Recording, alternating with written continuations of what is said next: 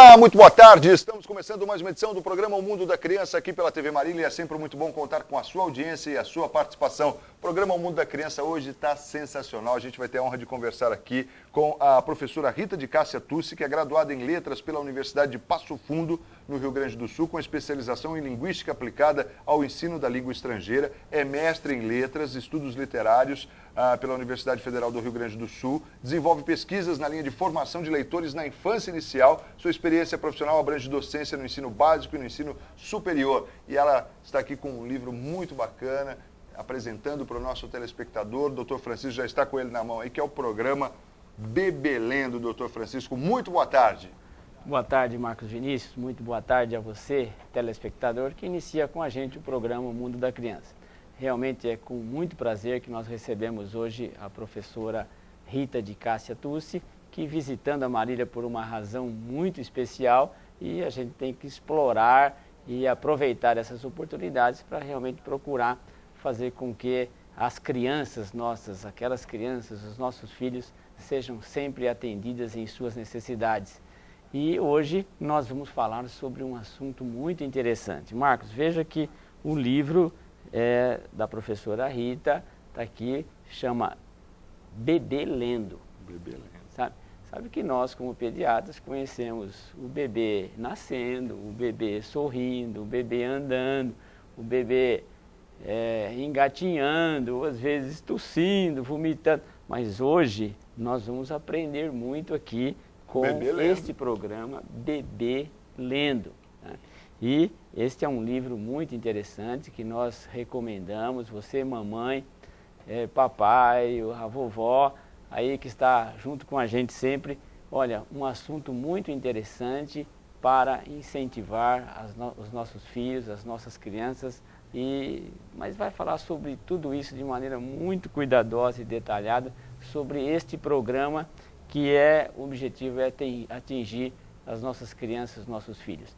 E eu quero chamar a atenção também de você aí que é gestante, que está grávida e você conhece alguém, pede para sentar junto aí, porque realmente a professora Rita tem muito para ensinar para a gente hoje. E ela vem lá de Passo Fundo. Passo Fundo? De longe. É de longe, terra de Salomé e de Teixeirinha. Tá aí. Mas, professora, muito obrigado pela tua presença aqui. Eu sei que você já trabalhou em Marília esses dias aí, já promoveu algumas participações lá no Colégio Bezerra e também com o pessoal dos contadores de história, Viva e Deixe Viver. Quer dizer, acho que não deixaram a senhora sossegada aí esses dias aí. Por isso a gente se sente assim, muito honrado pela tua presença aqui, você vindo aqui com a gente para falar sobre crianças. Nosso objetivo é sempre fazer com que as crianças sejam bem cuidadas, cresçam aí de maneira aí mais saudável possível. E esse assunto é novo, é interessante e eu acho que você tem muito para ensinar para a gente aqui hoje. Muito obrigado, boa tarde, viu, Rita? Boa tarde, Francisco, boa tarde, Marcos. É realmente um prazer estar aqui para falar sobre leitura na primeira infância. Eu acho que o Dr. Francisco fez um comentário agora que eu considero bem interessante. A gente ouve falar sobre a mamada do bebê, a troca, mas e leitura? O que é a leitura na primeira infância? E é isso que a gente vai tentar fazer aqui. Na verdade, falando um pouquinho do livro, Dr. Francisco, ele é um livro que ele é dirigido especialmente a pais, cuidadores, professores, de modo geral, para que entendam a importância que se faça intervenções precoces de leitura. Por que isso? Porque o conceito de leitura mudou. Antigamente a gente achava que ler era compreender um texto. O conceito hoje mudou. Ler significa compreender o mundo. E o mundo não é feito só de textos escritos. O mundo é feito de imagens, o mundo é feito de sons. E eu diria assim, qual é o primeiro texto que um bebê vai ler ao nascer? O rosto da mãe.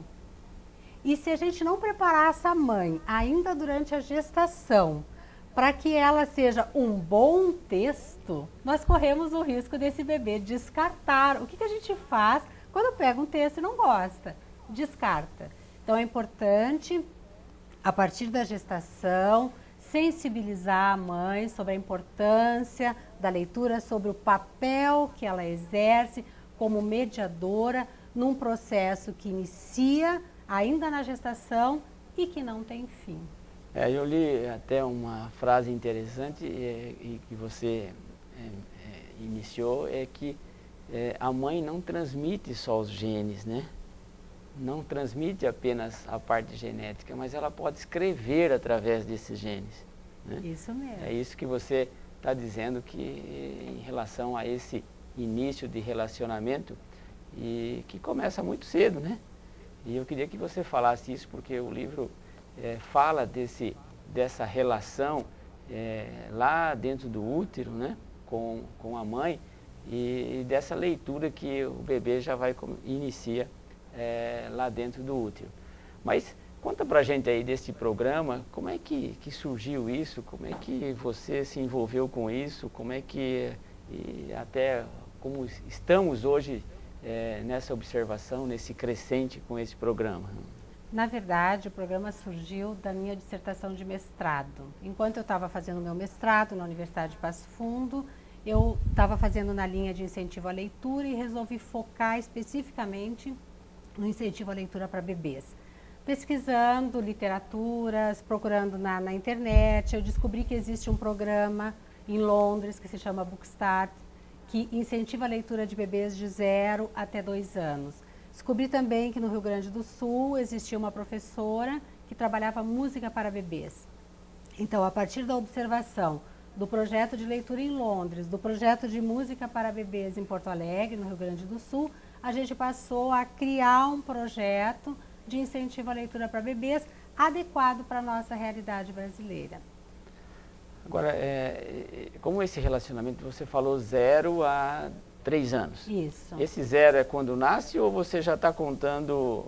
Porque a gente tem um programa de saúde com criança, numa supervalorização, de 0 a 3 anos, né? São os 1000 dias que a gente considera até um programa da Nestlé, para que as famílias valorizem os primeiros 1000 dias. Mas a gente conta 0 a gestação, né? E até os 3 anos de idade. Mas esse programa, você considera essa leitura inicial lá dentro do útero, como é que isso evolui, Rita? Bom, nós trabalhamos sim com a gestante, a gente acredita na importância de começar o trabalho ainda durante a gravidez, porque a gente sabe que o bebê já ouve, além dos ruídos internos, ele ouve ruídos externos. Então a gente começa a sensibilizar a mãe e a capacitá-la para que ela comece a conversar com o bebê, cantar para o bebê ainda quando ele está dentro da barriga. É interessante, porque ele realmente, se você apertar uma buzina, é uma maneira que o obstetra tem, para saber a vitalidade do feto, ele aperta a buzina e dá um pulinho. Dá um pulinho. Mas conta pra gente depois, como é que aliás, você... eu acho uma grande sacanagem isso. Assusta. É isso. Porque vocês falam assim, em desenvolvimento até dos órgãos de sentido, etc. Desse primeiro contato, dessa ótica que o recém-nascido tem, que a gente acaba mencionando para a família, mas eu achei uma maneira muito interessante de você colocar isso como elemento para motivar e para chegar no que interessa para a gente, é mostrar que a criança pode ler precocemente ou pode ser motivada a ler em seguida, né? Esses órgãos de sentidos que você coloca como assim importante nesse relacionamento com a família para depois chegar à leitura, né? A teoria nos diz que o bebê nasce pronto para interagir.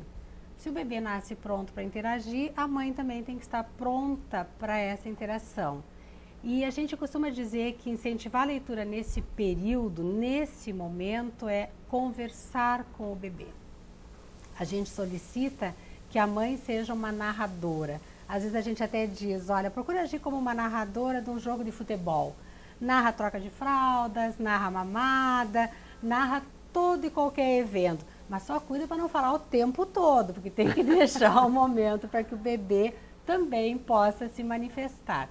E cante para ele. Então, nos primeiros dias, a gente pede para a mãe, pai, cuidador, que cante para os seus bebês.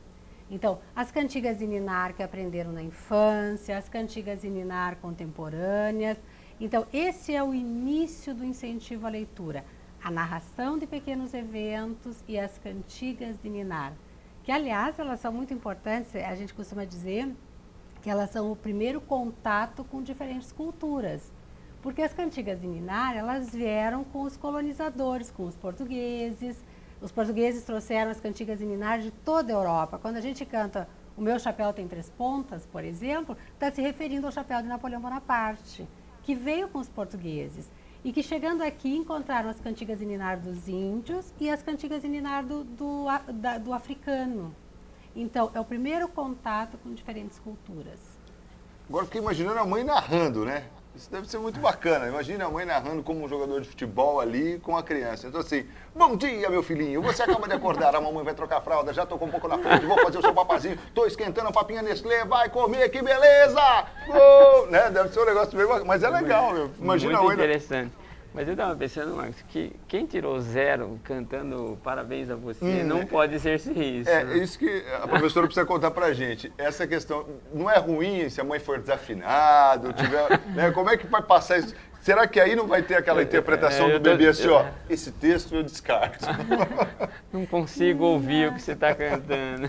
Não. A gente costuma dizer assim, que o importante para o bebê é a voz, da mãe, do pai ou do cuidador.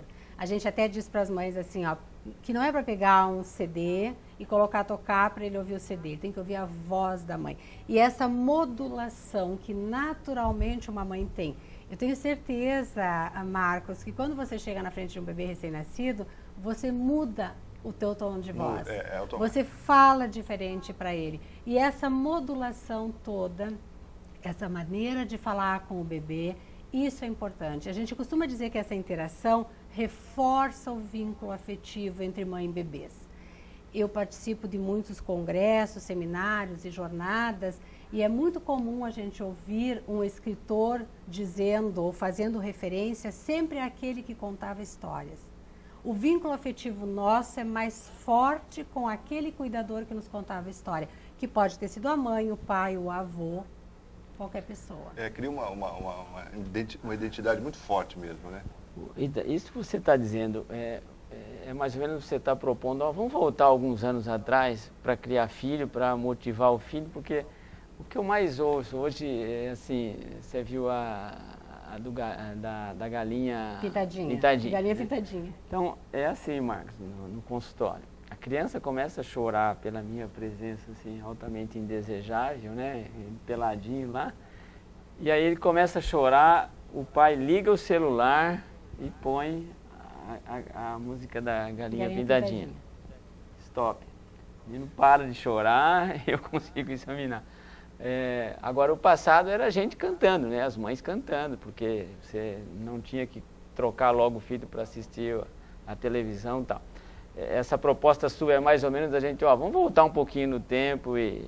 A proposta é exatamente essa, doutor Francisco, é fazer um resgate daquela infância que eu tive, que o senhor teve, que o Marcos deve ter tido, onde a mãe cantava, a avó cantava e se conversava com a criança. Mas eu não sou contra a galinha pintadinha. Os meus netos, eu tenho 3 netos agora, um de 4 anos e meio, de 2 e meio e um agora recém-nascido, tem a galinha pintadinha.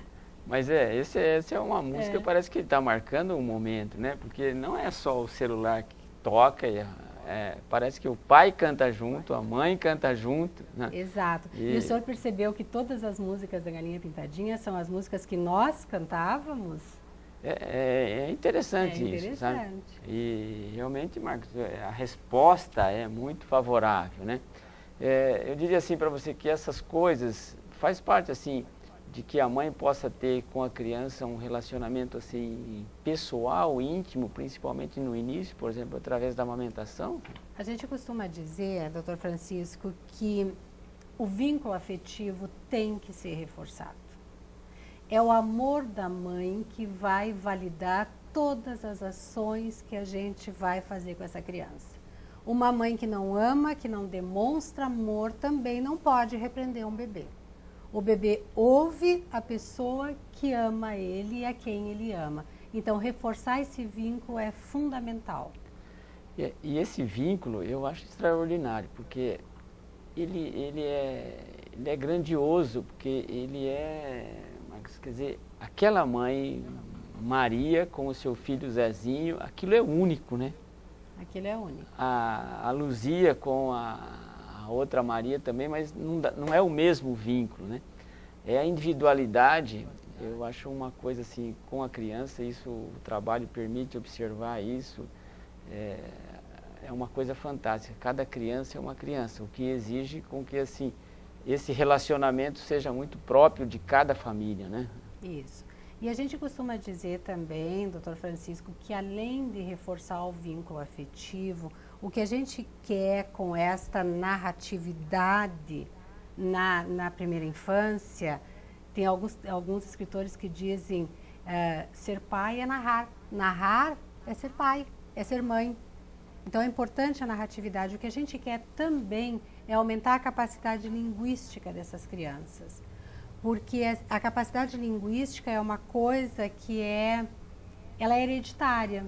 A teoria nos diz que 50% da minha capacidade linguística é herdada. E os outros 50% é resultado do meio. Então, o que a gente não pode permitir hoje que a herança dessa criança seja o seu destino.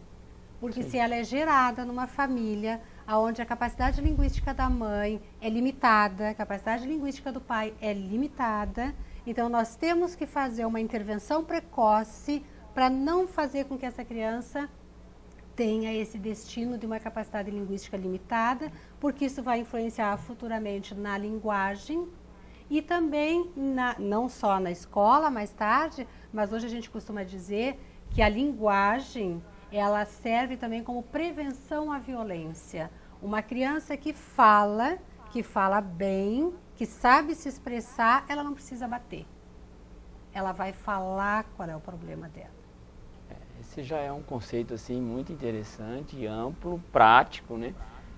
Porque nós estamos vivendo um momento de que a violência acaba chamando a atenção dos comportamentos de todos nós, né? E isso é também visto também na criança.